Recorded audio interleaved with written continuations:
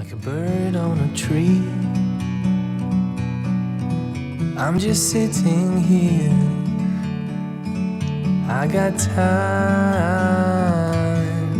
It's clear to see from up here. The world seems small. We can sit together. It's so beautiful. Alors le jour se lève sur Cauterets, il est 6h20, je vais repartir dans la montagne au-dessus de Cauterets donc. Je suis garé à la ferme Higo, à 1100 mètres à peu près d'altitude. Ici, sur le petit parking, on peut mettre quelques véhicules. Et je vais m'en aller derrière le Peyrener, là, que je connais un petit peu maintenant, pour retourner au Cap des Blancs, en passant par le Soum de Craboutas. Bon, on est lundi de Pentecôte. Lundi de Pentecôte, normalement, pour faire de la montagne, c'est le jour rêvé, hein, surtout quand il pleut pas, donc on y va tout de suite. Alors, au bout de 22 minutes, je suis à 1300 à peu près, et je suis au début du parcours d'estive, là. Donc, il y a une aire de retournement pour les véhicules, ici, où on peut monter si on a un véhicule qui a une garde au sol assez haute. Mais faites attention, je me suis déjà fait avoir, vous voyez là il y a des gens qui travaillent dans une grange au-dessus avec une remorque, une mini-pelle, un fourgon. Et c'est vraiment difficile de faire demi-tour et surtout de rester garé toute la journée sans gêner quelqu'un. Donc faut vraiment être sûr que personne va venir ici bosser. Dans le doute, il vaut mieux rester garé en bas à la ferme Higo. Alors c'est 200 mètres en dessous, mais au moins on a la sécurité et la tranquillité pour la voiture et pour soit dans sa tête pendant la rando. Voilà, donc là on attaque une pente un peu plus raide dans la forêt de hêtres pendant un peu plus de 100 mètres de dénivelé. Et puis on sortira de la forêt, je vous dirai quand est-ce qu'on bifurque à gauche vers le Craboutas. Bon, on arrive sous le tuc de la courbe, 40 minutes pour moi, altitude 1460. Et là on va quitter le sentier principal du Caballeros pour piquer à gauche dans le vallon de Pouille-des-Bas, là, de Bourg-des-Bas. Alors il y a un arbre couché toujours, il y a des gros hêtres sur la droite et le sentier il part discrètement sur la butte côté gauche, mais avec l'altimètre c'est impeccable. Voilà, on le voit là. Ah, c'est pas une autoroute, hein. Bon, j'ai marché 52 minutes, je suis arrivé en haut du vallon, en tout cas en dessous, au-dessus de la forêt. Le tuc de la courbe ici, avec son col un peu derrière à gauche là qu'on ne voit pas bien parce qu'il faut remonter plus dans le vallon pour y accéder. Le massif du Monnet, avec le pic de Liou à droite, le Monnet tout au fond. Et sur la gauche, un des objectifs de la journée, l'aiguille de Craboutas, donc c'est le piton qui est à droite, qui est complètement abrupt de l'autre côté, impressionnant. De ce côté, il est moins impressionnant, mais bon, je suis pas sûr que ça se visite. Et puis la crête qui commence ici entre le Craboutas et le Peyrener qu'on ne voit pas encore à gauche. Bon, je vais pas aller aujourd'hui. Donc là, je vais monter dans le vallon de gauche. Puis je vais essayer d'aller au pied de l'aiguille en passant par, je sais pas trop où, peut-être par la forêt ou carrément contourner la crête par la gauche. Ça me semble peut-être plus prudent. Bon, j'avance, je monte depuis le parc à bestiaux, je suis à 1643. Pour ceux que ça intéresse, à 1643, il y a une sente qui part vers le nord-est, ici. Bon, là, je suis en plein contre-jour, hein, et qui va éventuellement vers le Peyrener. On débouche à 1730 sur un replat, là, super bien situé, face au Peyrener, où je suis allé l'autre jour, et la crête supérieure du Peyrener, où j'étais déjà monté il y a un petit moment. Et là, le massif du Craboutas avec l'aiguille à droite. En face c'est beau. Bon, je continue ma progression en montant. Je suis la sente pour l'instant parce que j'ai pas d'autre idée. Ah, ma sente est toujours marquée. J'arrive entre le Peyrener et le Craboutas là-haut, je suis pile entre les deux, mais moi je vais aller plus à droite pour voir l'aiguille. Donc je vais monter encore sur la sente tant qu'elle est bien marquée. Il y a un passage délicat là, faut pas passer trop bas, parce que ça glisse, et c'est mortel là-bas. Donc je reste à flanc ici, dans l'herbe, je fais attention. Jusqu'au collet. Ouais, elle est inaccessible. Enfin pour moi en tout cas. Non, trop dangereux. Beaucoup trop pentu. Puis même sur l'aiguille après c'est impossible. Je vais monter là sur ma petite crête. Je vais me poser là. Je vais réfléchir. Ça passe.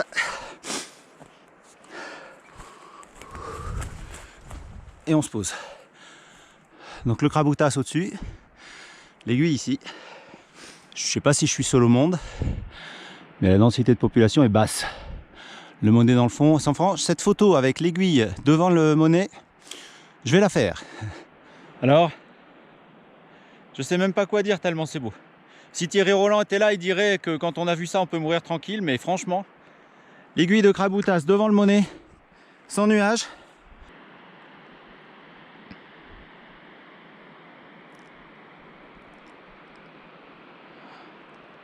Ah, pour les amoureux de Cauterets, quand même, cette chaîne Caballeros-Monet. Et puis elle est quasiment infinie avec toutes ces sentes, tous ces petits cols, tous ces rochers à aller découvrir. Je vais monter peut-être au Kraboutas, je vais voir, ou sinon je vais filer direct au Cap des Blancs derrière. On devine d'ailleurs le deuxième sommet du Cap des Blancs là-bas. Le plus haut d'ailleurs à 1977. Je vais essayer de rester sur la crête cette fois. You and me, we meant to be in the great outdoors, forever free.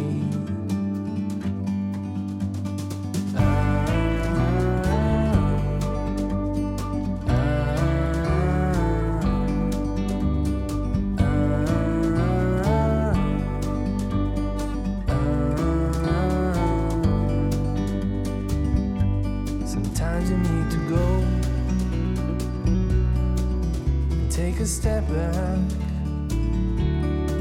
to see the truth around you. From a distance you can tell. 1932, je suis à 9 mètres du sommet du Kraboutas. J'étais pas sûr d'y aller, puis finalement c'est sur la route. Bon là, faut être vigilant, ça descend de 500 mètres à droite. Ouais, ça descend bien dans le vallon de Bourg-des-Bas. Et puis là, côté Cauterets.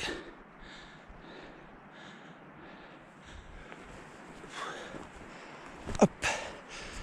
Voilà. Voilà le sommet. Ce qu'on voit du sommet du Kraboutas. Bon ben on voit la sente qui monte tout droit au Cap des Blancs. Alors le sommet à 1974 et puis je vais rester sur la petite crête en herbe là-bas, ça doit pas être trop compliqué à vue d'œil. Jusqu'au deuxième sommet à 1977 et puis après je serai au col de Bourg-Dessus là-bas. On devine les lacets qui montent au Monet, mais bon là c'est trop enneigé. Il y a l'ombre d'un gars qui marche sur la crête là-bas. J'espère qu'on va pas se percuter. Il a pas l'air très malin. J'ai l'impression qu'il a des gros sourcils sur son ombre, c'est bizarre. Bon, finalement, au bout de 2h20 depuis la voiture, avec les arrêts, j'arrive au sommet du Cap des Blancs à 1974 avec un joli cairn face au Monet toujours. Donc comme convenu, comme prévu aujourd'hui, je vais aller à l'autre sommet du Cap des Blancs à 3 mètres plus haut par la crête qui est vraiment facile. Et puis je verrai le petit col qui m'intéresse de l'autre côté après. Bon, je suis au deuxième sommet du Cap des Blancs, pas des Branques, hein, même s'il y en a au moins un là. Et à 1977, face au Monet toujours. Donc l'autre sommet du Cap des Blancs, il est derrière moi dans le contre-jour à 3 mètres de moins. Le Kraboutas là-bas avec son aiguille, où j'étais tout à l'heure. Et puis si on continue vers le nord, Rocher de la Vierge, Côte d'Omy, et puis le Caballeros là-haut avec toute la crête. Duc de la Courbe devant, le Goury derrière. On voit pas le Picaret. Puis après on arrive à Soumgran, Koumgran et puis Wilson. Puis il y a là devant, il y a le pic de Liou. Et Catarab derrière et Monet au fond. C'est intéressant parce que d'ici on peut avoir une petite vue sur la crête du Péguerre côté Cambasque, que j'ai aussi prévu. On est quand même conditionné à la vie en groupe, hein, quand même, c'est curieux. Pourtant je sais que je viens chercher la solitude, mais je suis surpris d'être seul. En même temps, si je croise quelqu'un ici, je serais absolument pas déçu.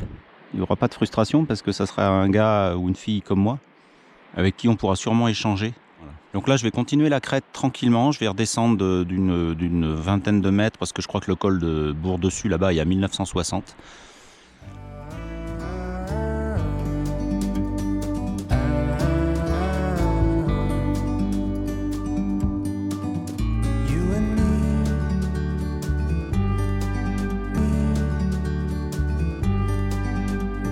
To be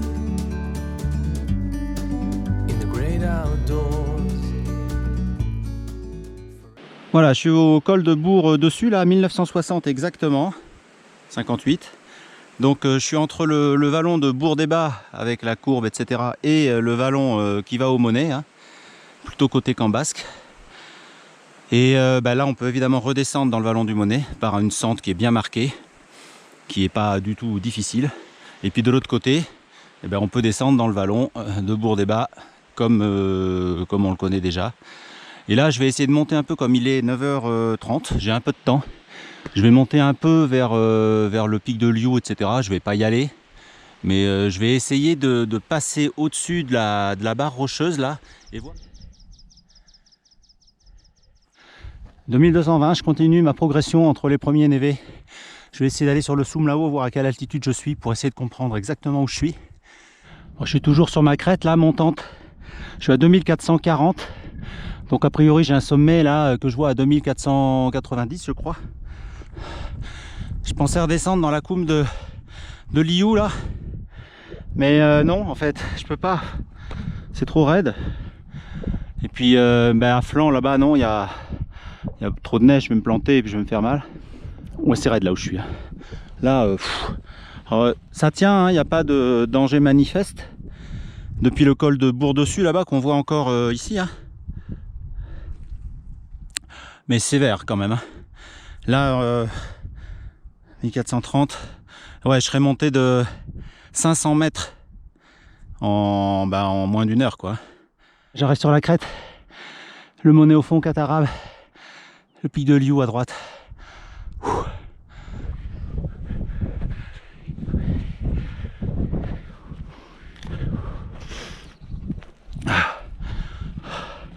Ah, je suis trop content. Ouais, j'y suis. 2490. Il est marqué sur la carte. Il n'a pas de nom. Je vous propose qu'on l'appelle le pic de Gros Sourcils. Au moins pour cette semaine, s'il vous plaît. Je vais mettre un cairn à mon nom. Oh purée. Après, il y a une crête qui remonte, mais celle-là, elle est sévère. Pour aller au pic de Catarabe. Oh ouais. Oh, le spectacle de fou. Je vous fais un petit tour. Oh là là là là.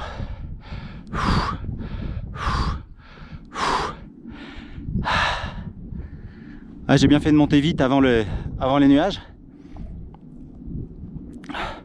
Ah, je suis ravi.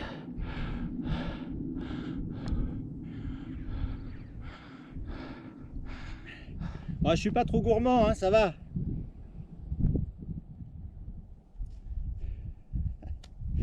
Pic de Gros Sourcils, 2490. Ça fait quand même super plaisir. Hein. Je remercie les gens du forum Pyrénées Team qui m'ont donné des conseils. Alors ils m'ont pas donné des conseils sur cette crête, mais ils m'ont parlé du pic de Liou et de toute la descente là-bas vers le Koumgran et le Wilson. Je peux pas y aller, c'est trop risqué, vous avez vu, puis de toute façon je suis fatigué. Mais effectivement, côté gauche là, le Liou, il a l'air costaud. Ah, je crois que c'est mes endroits préférés quand même. Alors, les Pyrénées c'est magnifique partout, mais quand on est attaché à un village et qu'on commence à connaître un peu tous les alentours, c'est ravissant. Moi je suis toujours sur mon petit sommet que j'ai baptisé à mon nom. C'est un peu prétentieux quand même, mais je vous le laisse, non, c'est juste pour aujourd'hui. Et j'ai pas du tout envie de partir. J'ai envie de rester là, profiter encore, parce que je sais pas si je reviendrai un jour dans ma vie, j'espère que oui, parce que c'est un sommet qui est quand même assez accessible, sans neige en tout cas. Il faut faire attention à la crête finale, qui est quand même aérienne, pas trop escarpée, on peut marcher, enfin on peut être debout tout le long, mais enfin bon, il faut regarder quand même où on met les pieds, et là il y avait un peu de vent, donc Et c'est un sommet là qui est assez excentré par rapport au reste de la chaîne Monte Caballeros. Donc il permet d'avoir une vue d'ensemble impressionnante et complète et globale sur tous ces sommets là. Puis après on a bien sûr la crête suivante, celle du Péguerre jusqu'au pic de Netz entre le Camp Basque et le Marcado, qui serait aussi à visiter un de ces quatre. free. You and me, meant to be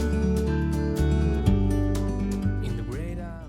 Il est 11h, mais j'ai l'impression qu'il est 14 ou 15h, tellement j'ai fait une grosse journée de marche. Donc je suis à 4h30 depuis la voiture, ce qui n'est pas énorme. Et je suis à 1478 de dénivelé positif quand même. Donc ça va me suffire pour aujourd'hui. Je vais essayer de descendre par le vallon de Liu, là, la coume de Liu que je connais pas à ce niveau-là. Et puis descendre, mais peut-être entre les deux bandes de neige là, parce que ici c'est beaucoup trop raide, je vais me planter. Donc je vais redescendre de mon sommet. Je vais revenir à 2002 à peu près. Et puis j'essaierai de passer en travers comme ça, pour voir si je peux redescendre le long du ruisseau que je connais après, puisque j'étais allé à la courbe. Allez, on se refait la crête, je suis concentré, parce que je tiens la caméra quand même.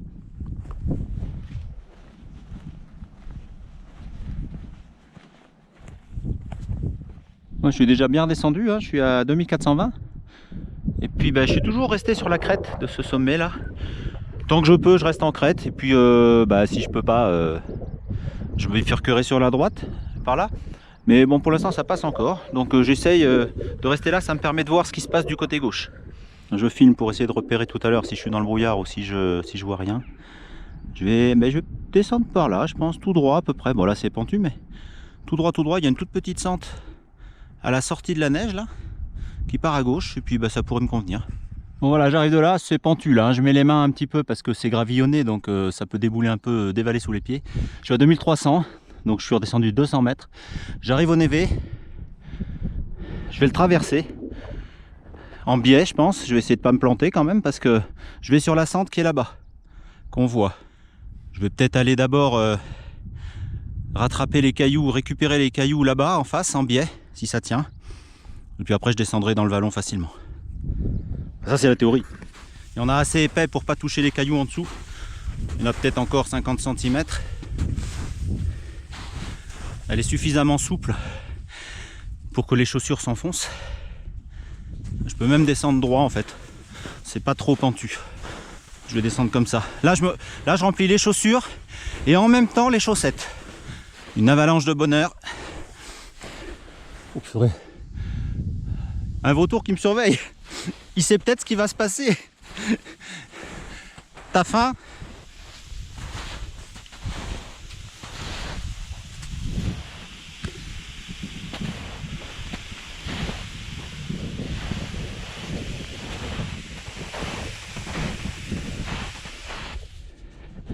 Quand même. Ouais, j'ai quand même des langues de neige à traverser. Je suis toujours au paradis. Je suis redescendu de mon sommet là-haut. C'est celui qu'on voit centré. Pas le pointu, hein, ici.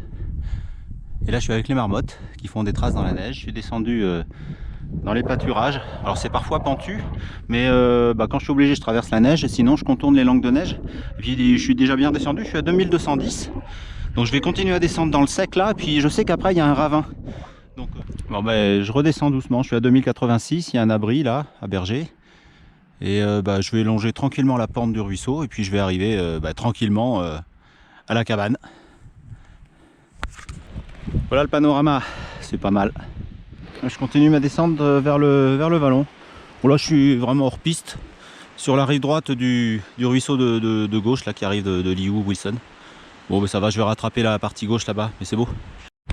Bon, je suis de retour dans le vallon de Bourg-des-Bas, puis je descends le long du ruisseau rive droite, avec la petite sente qu'on devine, pour retrouver le sentier du Caballeros. J'ai plus beaucoup de batterie donc je vais pas parler beaucoup, mais vous avez vu dans les autres vidéos la qualité des images ici. You and me, meant to be